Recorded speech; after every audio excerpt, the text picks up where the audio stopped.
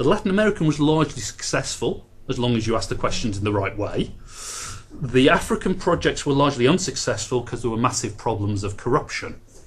In Kenya, not picking on the Kenyans in the room, but surprisingly enough, if you came with a fistful of dollars and you said to a trainer, a potential trainer and a potential trainee, would you like this money for training? What was found was they quite liked the money, and then they would both sign to say that the training had taken place, because the money was actually what they wanted rather than the training.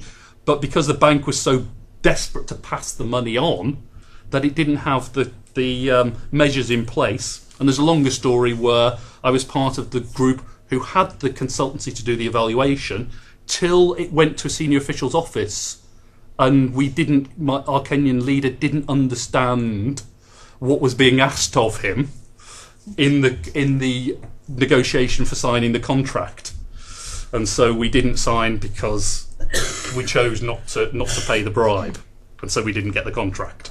So that kind of led to alarm bells right at the start of the process for us, and the bank subsequently found that these problems were in it.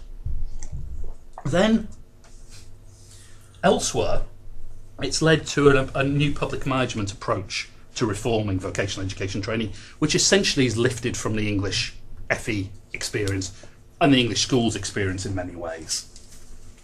So what I call, in vet terms, a vet toolkit. There's a series of tools that you can take if you want to have a national policy. I was talking to someone in South Africa yesterday. Somalia is engaged on doing some of this stuff. Afghanistan has got most of this in place, i.e. it's in reports from consultants that this is what we're going to do. So we're taking the English system, or varieties of it, with a bit of Australian, a bit of Scottish to make it sound like it's nice, and we're putting it down and saying, this is the way to do it.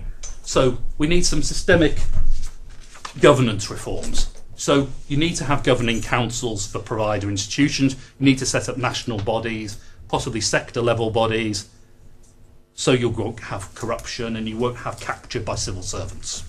And you need to get industry at the heart of that. You have to set up a qualifications framework.